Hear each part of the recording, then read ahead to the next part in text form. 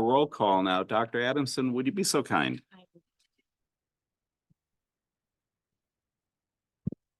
President Swanson, Present. Dr. Elliot Hazen, Here. Trustee Otmar, I'm here. Trustee McNary, Here. and Trustee Swanson. Here. Great. All right. We are all here. So now moving on to adoption of the agenda.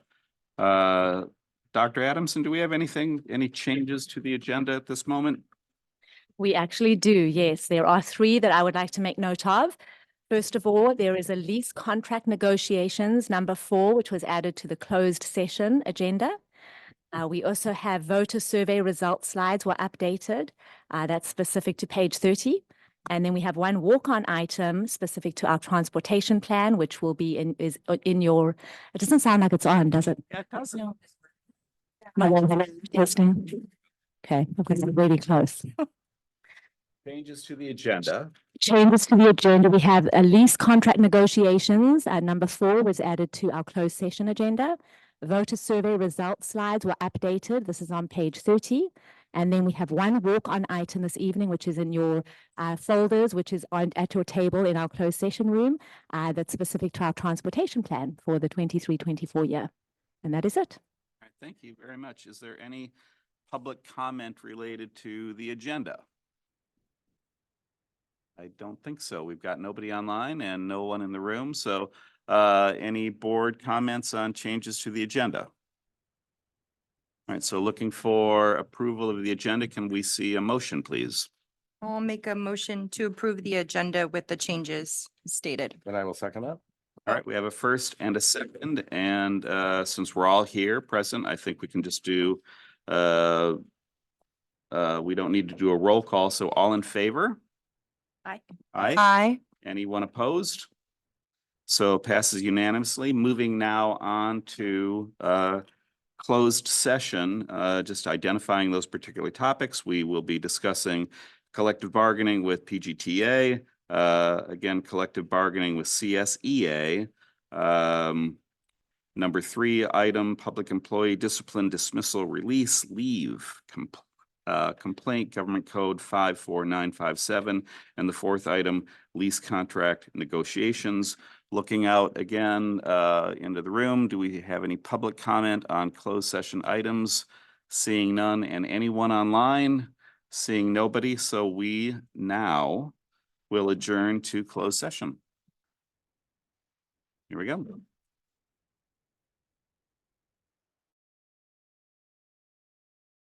Thank you, everybody. Sorry for the delay in us coming back. It was a long closed session. We are reconvening, reporting out on what we discussed in closed. Item 1, negotiation with PGTA, information was shared and direction given. Same with number 2, CSEA, information shared and direction given. It's number 3 and 4. Number 3, public employee discipline dismissal release leave complaint. Again, information given and direction given. And number 4, which I don't seem to have. What was number 4? Oh, here, the lease contract negotiations. Again, same thing. Information was shared, direction given. We will be bringing that back. So with all that now, let's all stand for the Pledge of Allegiance, please. And I'm going to start us off. Ready? Begin. I pledge allegiance to the flag of the United States of America and to the republic for which it stands, one nation, under God, indivisible, liberty, justice for all. Thank you, everybody. So now moving on to consent, and there is just one item. First, opening that up to public comment. Is there anybody in the room that has a comment on consent? Seeing no one and no one online either. So moving this to the board. Board, any issues as it relates to consent? Seeing heads shaking no. So if we can get a motion to approve consent. I'll move to approve. All right. I'll second. All right, so we have a motion from trustee Otmar, a second from trustee Carolyn Swanson. All in favor, say aye. Aye. Aye. Anyone opposed? All right, passes unanimously. So thank you very much on that. And moving to action discussion item A, Administrative Resolution 1220. Dr. Adamson, please. Yes, absolutely. So this was an item that we brought back from our last meeting. It was one of our board policy revisions, and there was a request from a trustee to change governing board to board of trustees. And so it's really, we're bringing it back for your approval to make that final adjustment. Thank you. Looking for any public comment on this particular item. Anyone in the room? And anyone online? Let's move it over to the board. Board members, any comments, discussion, thoughts on this particular item? Seeing no one, so let's move on to looking for a motion on this, and I will move to approve. Could we get a second? I'll second. All right, great. So moved by trustee Brian Swanson, seconded by Dr. Hazen. All in favor, say aye. Aye. Aye. Anyone opposed? All right, passes unanimously. So thank you on that. That's action discussion A. Moving on to, we did have a walk-on. So I believe this is yours, Mr. John. Right, so the, I don't know if you can hear me. The deadline for the submission and approval by the board is April 1st. I had planned to have this item on April 4th, so brought it tonight as a walk-on. This is related to the district's apportionment compensation for transportation services. On your cover sheet, I kind of outline how this works itself out on the fiscal impact component. What this means for the district by the approval tonight is you have the plan, which is the backup to the cover sheet. Our projected total reimbursement is around $173,375. We receive a local control funding formula add-on, which reduces that down by $105,000, which means that we have a transportation allowance of $68,284 that we will then receive. Overall, this offsets the entire program expenditures of $288,958. And really the fiscal impact to the general fund leaves us with about $115,583. This is standard. We bring it forward every year, and I'm open for questions if there are any. First go out for public comment on this particular item. Thoughts, questions, comments? Seeing no one, and how about online? Move over to the board. Just gonna go from my right to further to my right. Dr. Hazen. No, I have questions tangential, but I don't think they need to be brought up now. I think the money I'm totally okay with approving. Are you good? I'm comfortable with this, and I do recall it from last year. I'm curious though why we're seeing it come on as a walk-on for tonight. Requires that this is approved prior to April 1st. Yeah. So it's by my own error. I didn't have it on the agenda tonight. It was a special board meeting. I'd planned to bring it on the 4th, and I would have missed it by 3 days. Thank you. Yep.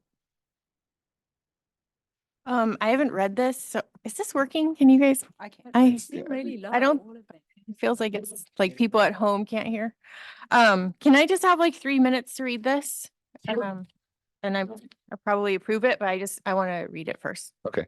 And if you'd like, I can walk you through the backup, but go right ahead. That's okay. I'll Okay. just read it. Thank you. We're just gonna breathe for about 3 minutes here.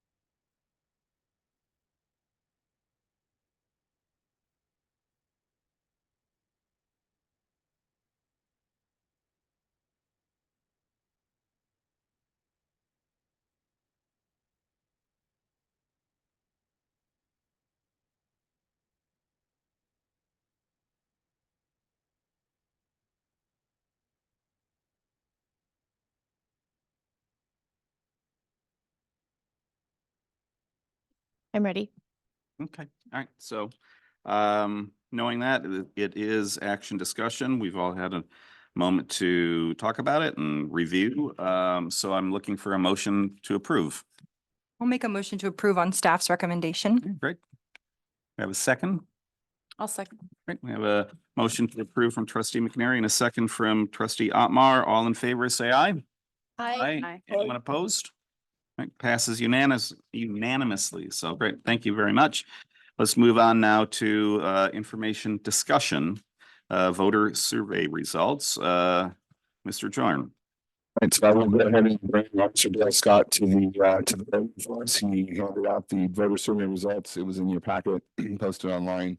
There were revisions, but we made those revisions in time before the board meeting, and the packets that are handed out tonight were the same as were reported online. And this is the voter survey that was conducted by Dale Scott and Associates associated with a potential Measure D tax extension. And with that, I'll hand it over to Dale Scott.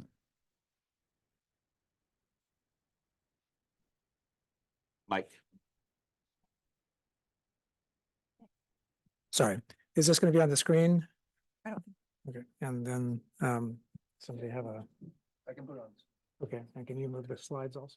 That'd be great. All right, so then you have packets, so I'll begin as we get it up here. Can we just make sure that the audio is being recorded? And it's audible? This is like kind of how it sounds when members of the public will say that they can't hear us at home.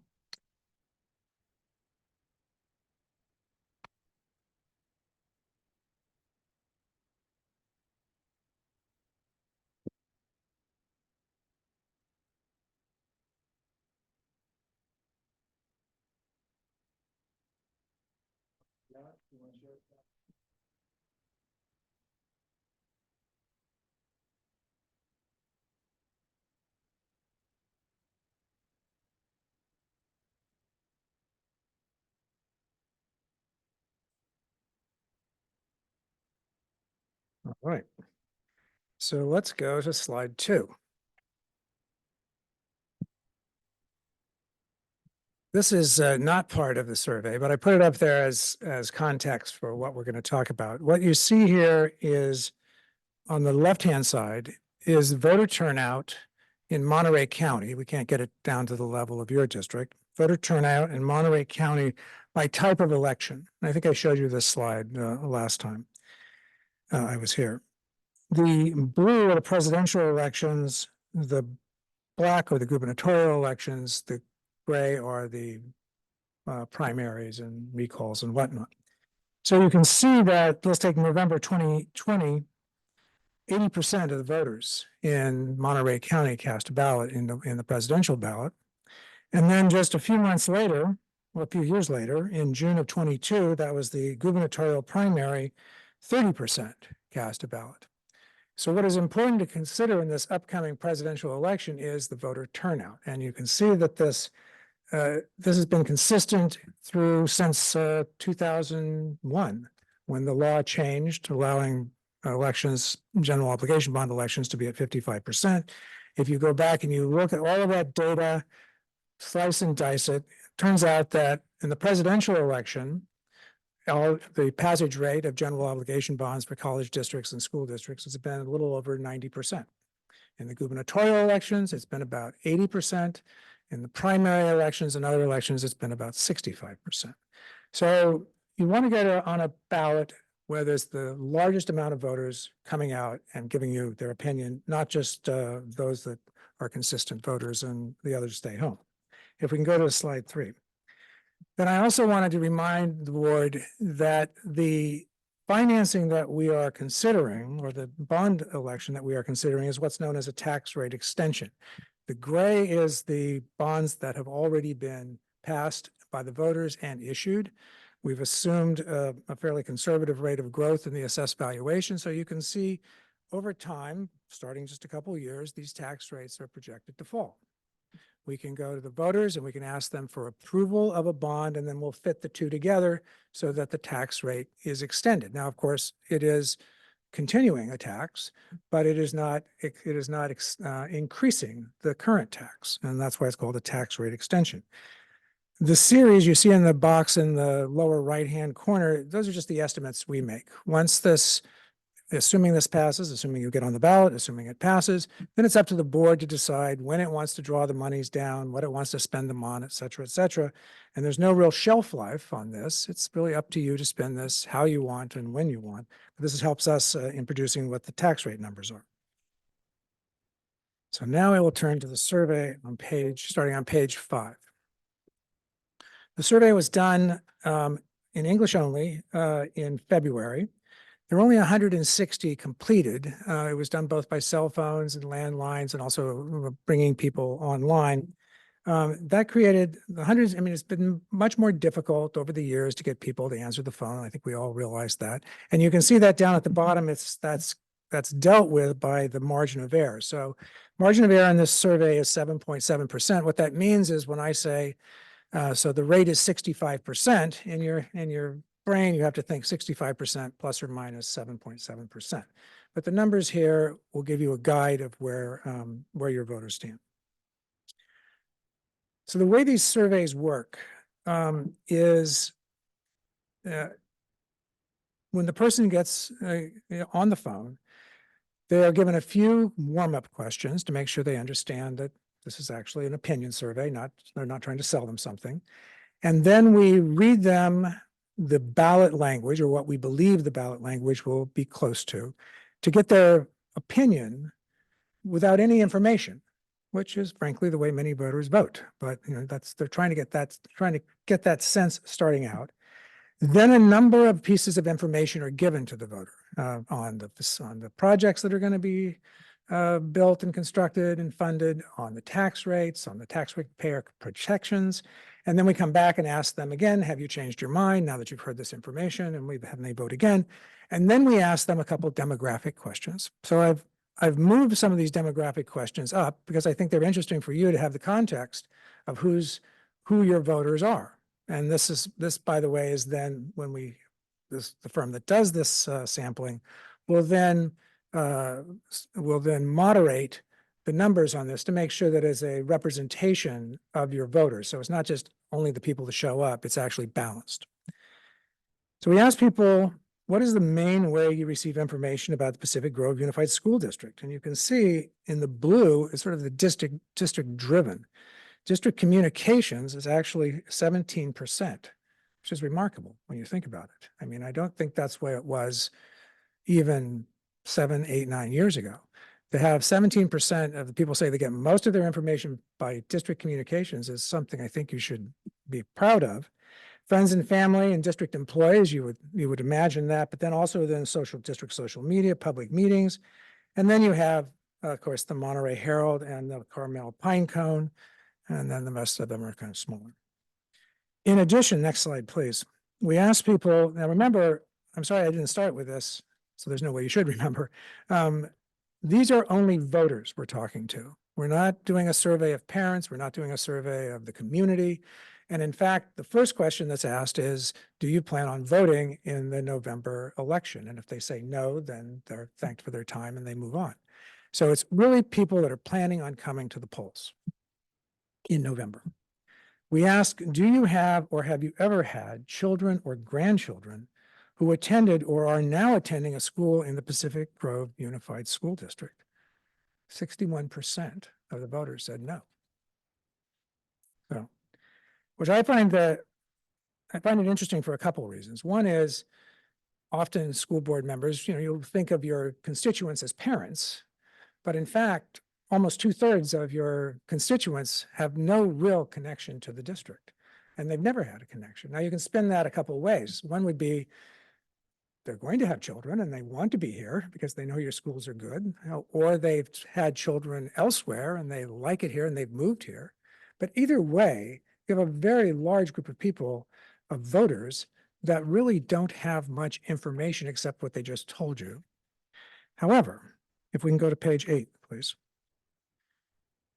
So keep that number in mind, that sort of 2/3 number.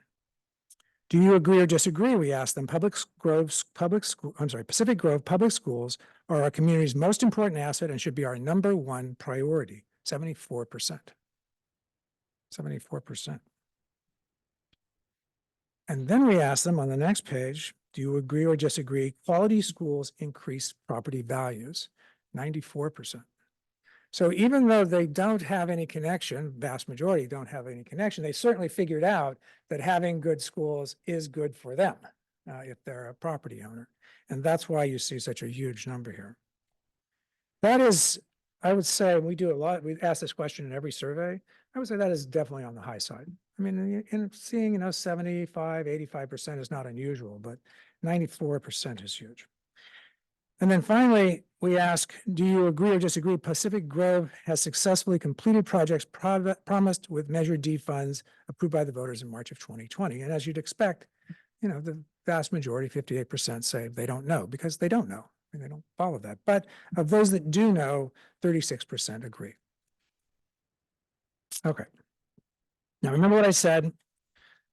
We asked them the question, and we did this in a way that you may have heard of. It's called a split sample.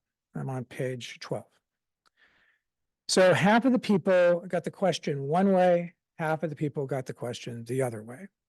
So let's start with the first way. Now, this language is what you would read if you were, well, you don't go to polls anymore, but when you open your ballot and read it, this is pretty close to what it should look like. It has a lot of information in it that is required by the state. That's sort of a lot of the information down at the lower third, talking about the dollar amount and the tax rates and whatnot. It has to be one sentence. It has to be a question, and it can only be 75 words. So we read this question to them, and then we ask, would you vote yes or no? Okay. And then if they say, I don't know, they're asked a second question, well, would you be leaning yes or would you be leaning no? And so you take the yes and the lean yes, you put them together and you get your yes vote. 53, 63, 73, you're in the mid 70s without any information. The threshold for passage is 55%. So you're well into success even without information. At the top of this, I want to stay on this page 12. I'm going to read you just the beginning. If you look about the fourth line, and it says, Pacific Grove Unified School District's Measure 2, repair and modernize classrooms, replace heating, ventilation, air conditioning, roofs, and electrical systems, and update security systems. And then we read them the names of the schools. On page 13, we changed that language. And again, if you go about 3 or 4 lines down, measure to renovate, modernize science, technology, engineering, robotics, career and technical education, and pre-kindergarten classrooms, labs at, and then the rest of the language is the same. And then you can see here, if you compare those two, let's jump back. You were at a hard 55, is that right? 53. And in this case, you're at a hard 73. With a 77%, you have an 80% yes vote on this without information. I will stop here and just say that's fairly extraordinary. I mean, we don't see these kind of numbers in school polls very often. So without information, having a hard 73 is, even with this very large margin of error, is quite remarkable. Okay, so then we turn to the projects on page 15. Now, the projects that we're asking, we're saying, if you knew that funds would be spent for XYZ, would you be more likely or less likely to vote for the bond? Those questions are randomized when they're asked, so nobody's getting them in the same order, but they've been resorted here so you can see what rises to the top. Dark blue is the person says it's more likely, the dark red, the person says it's less likely, and your top 5, these two are then combined. Everybody gets the same project questions from here on out. Expand STEAM classrooms and labs, over 80%. Expand career tech programs to develop technology, robotics, and coding, 75%. Expand counseling and mental health facilities, also 75%. Replace deteriorating electrical wiring, paneling, and infrastructure, close to 75%. Repair and replace aging roofs, gutters, and windows. I'm not going to go through all of these. Those are the top 5. It goes on for quite some time. couple pages. You can see, however, if you turn to page, let's go to page 18. Go down to the bottom, expand and update food services throughout the district. That doesn't hit 55%. So, people have strong opinions about what they want those projects to be. If you go to the next page, 19, install electric vehicle charging stations, 25%.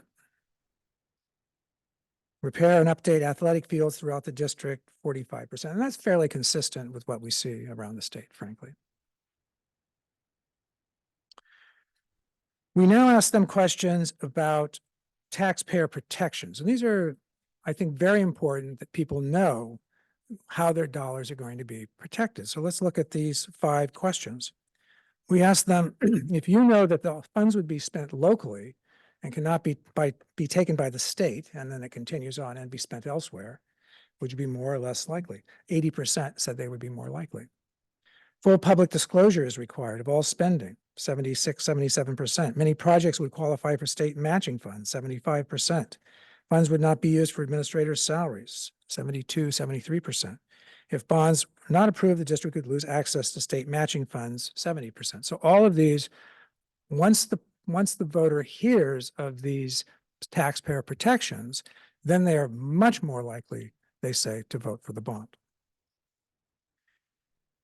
And then finally, on page 23, we ask them about tax tolerance. Now, note that we're not saying here, would you vote yes or no if you knew the tax amount was $60 or if the tax amount was $45? Again, we're saying, would you be more likely or less likely? And that distinction is important. The reality is we tested $45 per $100,000 of assessed valuation and $60 per $100,000. Not a huge difference between the two. Not a huge difference, even on the less likely question. Moved a few people out of that I don't know column, but not many. Turning to page 25, as I said, we then come back and ask the question. Remember, we had that group split into 2 groups. So we're going to look at this again. The first group was the language was mostly repair and modernization. They started out at a hard 53 with 18% yes, ended up at 62 with a hard yes, with 20% lean yes, 82% overall.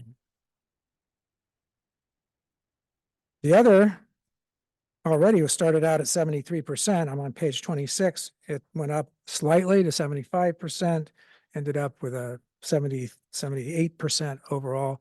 Both of these are in the strong yes category, no matter how you slice it. I think I'm going to pause there.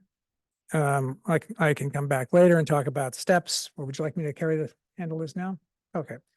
We'll tail it on that. I'm happy to answer any questions about the survey at this time. Well, and just following the order of the agenda, first, let's just go out for any public comment on this particular item as it's been presented so far. Let's start there. Have anybody in the room? It's nice to see you, Beth. It's been a while. No one in the room? Anybody online? All right, let's go to the board and start down on that end. Is anyone online at all, Director Binder? Okay, so online is accessible. I just got a message from someone saying they couldn't get in, but it perhaps is, maybe they are in now. Okay, so Brian, did you give me the floor? I'm sorry, or did I just start talking? No, by all means, yes. Thank you. Thank you for your presentation, Dale Scott. They're always really clear. So I appreciate that. Thank you. Tonight, are we just listening to this information, or are you expecting some type of direction? We will be expecting direction, but we're going to wait until after we've had the study session, so you have that information in order to give that direction on, whether we move forward with the work that it's going to entail to add it to the ballot for 2024. Okay, then I have no further comments. Thank you. Trustee McNary, anything right now? Can you help me understand how we got to the $78 million number? Is that the $30 million bond plus the tax extension, or can you just Sure, help me understand? sure. Let's go back to page 3. I think it Okay. is. Great.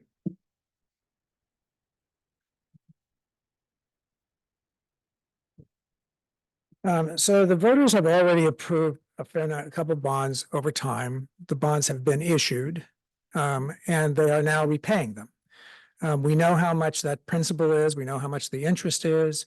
We have a fair sense of the growth of the assessed valuation rate, and we can calculate, and it's an estimate, but we can calculate what that future tax rate will be on the bonds that have already been sold. That's represented on this chart by the gray.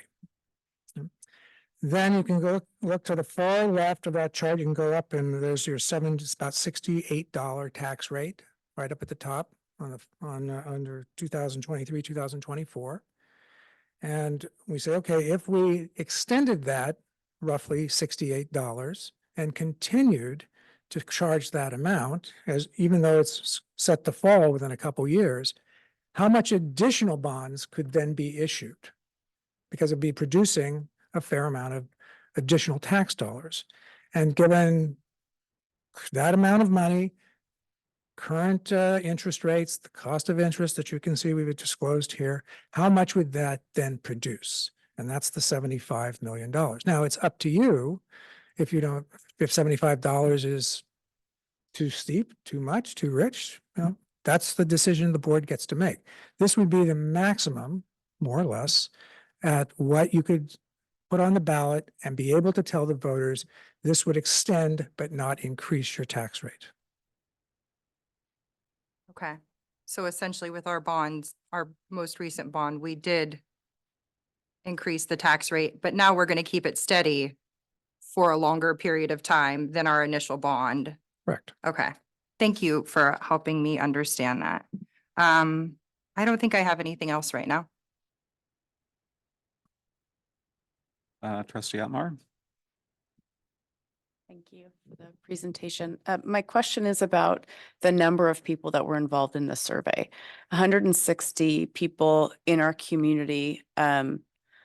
It's hard to know if it's an accurate snippet of what's going to pass or not, because it seems to be a small fraction of the community. So just kind of wondering on your thoughts. You feel like 160 is a solid number? Is it, you know? If it were just 160 people you ran into on the street, I'd say no, but it's not. It's a certain number of people that have completed the survey, that are registered voters, that are going to be voting, and then they've been balanced. So there was more than that number, but some are left out in order to get the balance demographically in terms of age, gender, ethnicity, political persuasion, et cetera, et cetera. So in my experience, as long as you keep that margin of error in mind, it's they're very, sure, we would have loved to have 500 people, Yeah. but that just gets to be unobtainable. Sure. So I think it is a good indicator if you were at a rate that said, well, this is about a 55% or a 56%, well, then you got, then it's like, wow, that's a tough one because that can go either way. But when you're up in the 70s and 80s, yes, I feel quite comfortable with it. Okay. Thank you for that. Dr. Hazen? Just a quick follow-up on that from like the social science side. That's why getting that margin of error is so critical. Because that gives you that what sample of population, how good a job did you do? So I really appreciate that. I get in trouble as a scientist seeing papers when there's not that margin of error. So that was important to have included. Thank you. My main thing was some kind of a question was something that was brought up previously on page 10 when we've talked about does the public know and do they feel that the Measure D bond funds have been used the right way? I was really happy to see the agree versus disagree. That's what we want to see. But that 58% of don't know is, can we do some information campaigning before this happens so that we make sure that number shrinks? Because I think that's going to be an important part of getting a new bond pass is saying, here's what we're doing with your money today. I think that's already started and yes, it should continue. Okay, great, thank you. Yeah, I appreciate the presentation. I'm the numbers are great. I'm not really even completely surprised. I think given where we are right now, and when you look at, you know, the impact on property owners' overall taxes, you know, across the year, it's like, it's not even that, it's not a lot that we're looking at. So it's nice to see that, though. And I think Dr. Hazen, you're right too. It's like, so yeah, what can we do to make sure that we push out in the future to Yeah, let people know? If I can add, there was a very major piece that went out to every registered voter recently. That was done after the survey, not before the survey. So that work should continue to try to educate the voters, educate, not proselytize, educate. And I think that's been off to a good start. Okay, great. Well, we went round the horn and we already went out to the public on this. So as we discussed, we will come back later with some direction on this as we move into our next item. So, but I think that's it for now. Thank you very much for the presentation. In recording. Yep. Yeah. So now we're going to move on to info discussion item B, and yes, we're good. We'll end the recording and we're all going to move over here for our study session. So anybody, the one person online, thank you for joining us. And let's move over to the corral.